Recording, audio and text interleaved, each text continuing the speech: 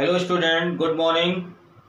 My name is Sandeep Shrivastava. आज की class में हम आपको नया चैप्टर बताने जा रहे हैं। इसके प्रीवियस क्लास में हमने आपको बताया था हिस्ट्री का फर्स्ट चैप्टर, और उस चैप्टर का नाम क्या है, the rise of nationalism in Europe. उसके एमसीक्यूज बताए थे और जो बहुत ही बोर्ड के लिए इम्पोर्टेंट है उसकी चर्चा हमने की थी। आज हम चैप्टर को आगे बढ़ाते हैं, चैप्टर नंबर 2 जो कि आपके बोर्ड में आ रहा है।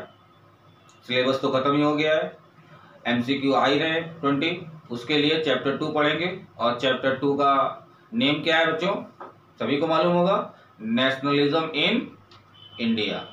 तो आज हम लोग जो भी बातें करेंगे वो इंडिया की बात करेंगे। Okay, let's start. देखिए बेटा, नेशनलिज्म इन इंडिया ये चैप्टर है, चैप्टर 2 हिस्ट्री का। और ये जो हमने लिए हैं इंपॉर्टेंट क्वेश्चंस लिए हैं बोर्ड की दृष्टि से। ये सारे इंपॉर्टेंट क्वेश्चन हैं, आपने पढ़े तो होते हैं, सब पढ़े होते हैं, लेकिन आप जब ध्यान देंगे, ध्यान से बार बार उसको देखेंगे तो आपको मेमोराइज हो जाएगा। ठीक है, इसलिए ध्यान देने की जरूरत है। और वीडियो बना रहे हैं, वीडियो को आप जितने बार देखना चाहें तो आपको याद हो जाएगा। कई बार जब देखेंगे तो वो बैठ जाएगी दिमाग में।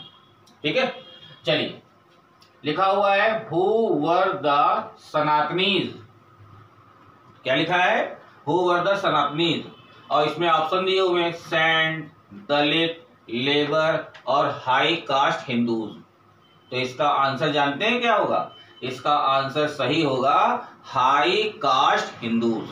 बच्चे ज्यादातर क्या लगा देते हैं, सैंड लगा देते हैं, लेकिन सैंड नहीं होगा। सनातनीज का कौन थे, हु वर द सनातनीज? सनातनीज है हाई कास्ट हिंदू। तो इसका आंसर हो गया हाई कास्ट हिंदूज। क्लियर बेटा? अब आगे चलते हैं दूसरे क्वेश्चन में। लिखा हुआ है why was the country side in turmoil of 1930। यानी कि 1930 जो है वो क्या टर्मोइल था, कहां पर, विशेष तौर पर कंट्री साइड। कंट्री साइड का मतलब होता है रूरल साइड, विलेज एरिया। वहां पर क्या टर्मोइल देखा गया? तो हम पहले ऑप्शन पढ़ते हैं। तो पहला ऑप्शन क्या है बेटा, इंक्रीज प्रोडक्शन इन एग्रीकल्चर। क्या एग्रीकल्चर में प्रोडक्शन बढ़ गया? या number 2 distress in country side, या वहां पर रूरल साइड में या कंट्री साइड में डिस्ट्रेस हो गया, परेशानी बढ़ गई।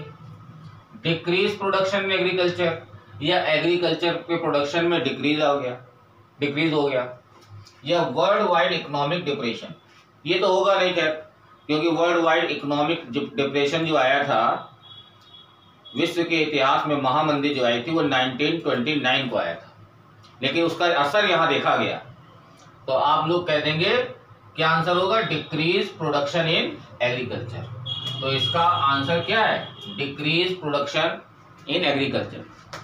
सभी को मालूम है वर्ल्ड के इतिहास में 1929 में जो है महामंदी आई थी, जिसको बोलते हैं the great depression, the great economic depression कह सकते हैं।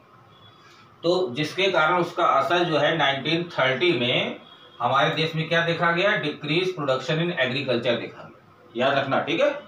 चलिए आगे चलते हैं। बहुत अच्छा क्वेश्चन है। Hind Swaraj was written bye.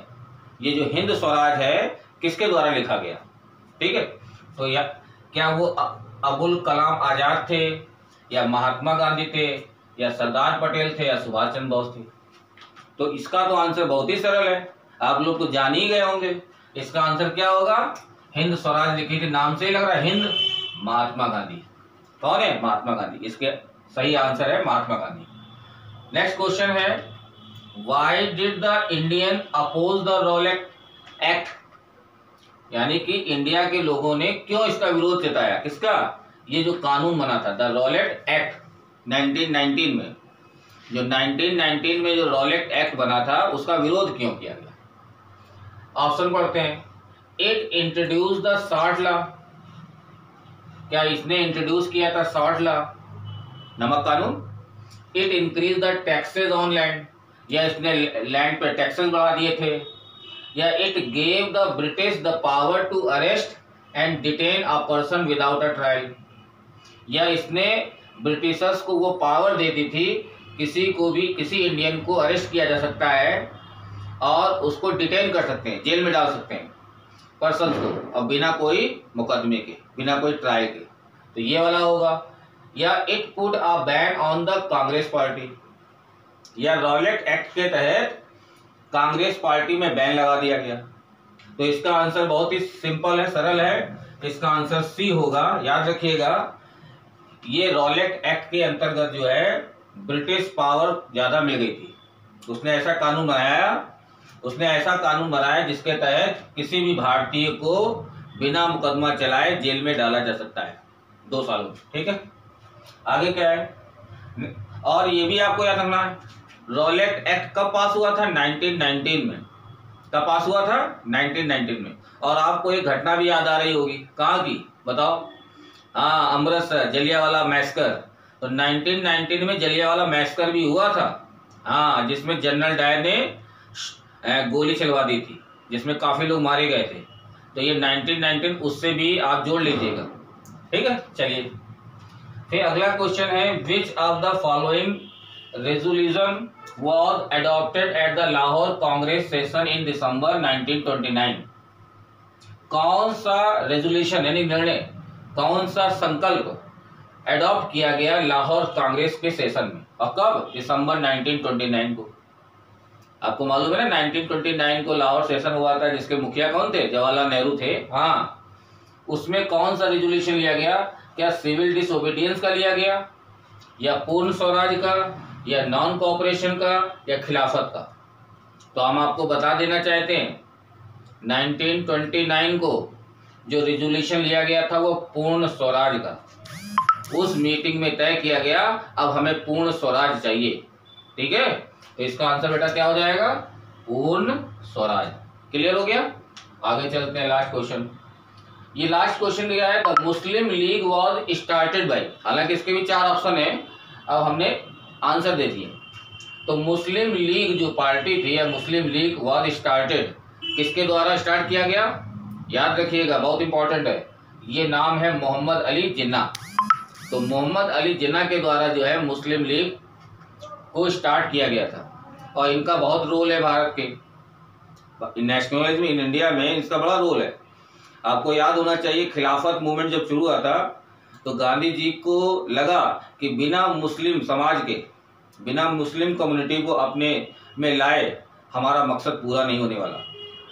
तो उन्होंने जो नॉन कोऑपरेशन मूवमेंट चालू किया था, उसमें जब मुस्लिम कम्युनिटी को शामिल कर लिया, ठीक है, शौकत अली वाला 2 भाई थे, हाँ, मोहम्मद अली और शौकत अली, वही, जब उन दोनों भाइयों को जो शामिल कर लिया, तब जो है मूवमेंट का नाम जानते क्या पड़ गया था?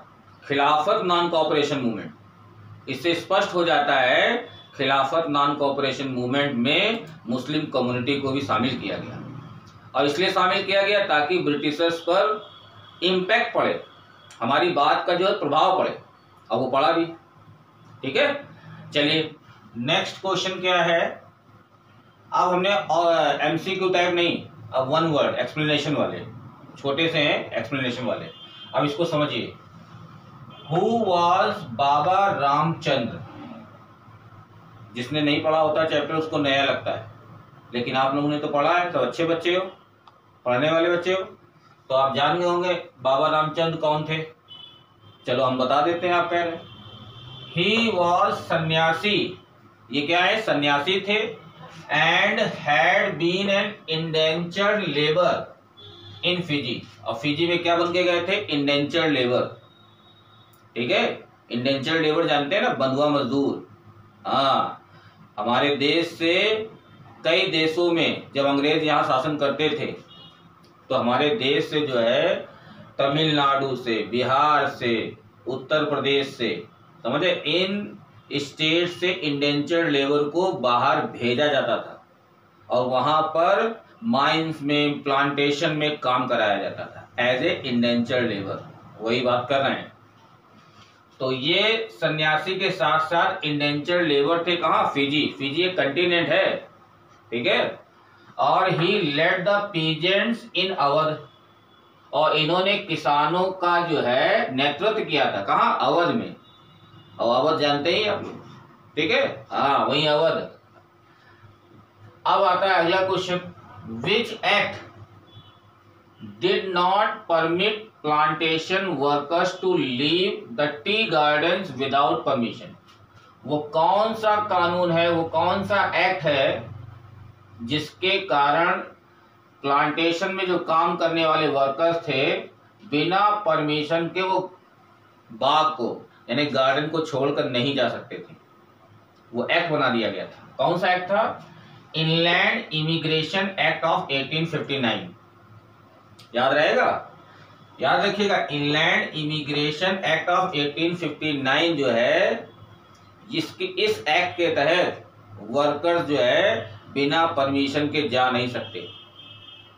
एक बार गए थे, पकड़े गए थे, ब्रिटिशर्स दौड़ा लिया, ठीक है। पानी वाले जहाज में बैठने वाले थे, उनको लगा महात्मा गांधी जी आ गए और महात्मा गांधी जी तो हमारे समर्थक हैं और महात्मा गांधी हमारा भला करेंगे, और वो भाग गए थे। लेकिन ब्रिटिशर जो है पकड़ लाए। हाँ, तो उनको अपने घरों में जाने की अनुमति नहीं थी बिना परमिशन के। हाँ, अब आते हैं 9th क्वेश्चन नंबर है, विच movement saw the active participation of women for the first time। वो कौन सा मूवमेंट है जिसको देखा गया एक्टिव पार्टिसिपेशन, जिसमें महिलाओं ने एक्टिव होकर, क्रियाशील होकर पार्टिसिपेशन किया पहली बार जो है महिलाएं भी बढ़ चढ़कर हिस्सा ले रही थी। वो कौन सा मूवमेंट है? आप लोग सभी जानते हैं, गांधी जी के द्वारा चलाया गया मूवमेंट, सिविल डिसओबीडियंस मूवमेंट, सविनय अवज्ञा आंदोलन इसको हिंदी में कहते हैं। तो सिविल डिसओबीडियंस मूवमेंट जो था, पहला मूवमेंट था जिसमें महिलाओं ने एक्टिव पार्टिसिपेशन, ऐसे नहीं इनएक्टिव नहीं, एक्टिव, हाँ, बढ़ चढ़कर हिस्सा लिया था। वो मूवमेंट का नाम क्या है? Civil disobedience movement. याद रखना है, याद हो गया होगा। लास्ट क्वेश्चन है, name the writer of novel Anand Math. कौन सा मठ? आनंद मठ। तो आनंद मठ जो एक नॉवेल है, उपन्यास है, उसके लेखक का नाम बताना, राइटर बताना है। सभी लोग जानते हैं, पढ़ा हुआ है चैप्टर। उसका नाम है बंकिम चंद्र चट्टोपाध्याय। चट्टोपाध्याय की स्पेलिंग देख लो भैया, डबल टी है। हाँ, लोग गलत लिख देते हैं। तो बंकिम चंद्र चट्टोपाध्याय ये नाम है आनंद मठ के राइटर का नाम। समझ गए? चलो फिर मिलते हैं अगली क्लास में। Thank you.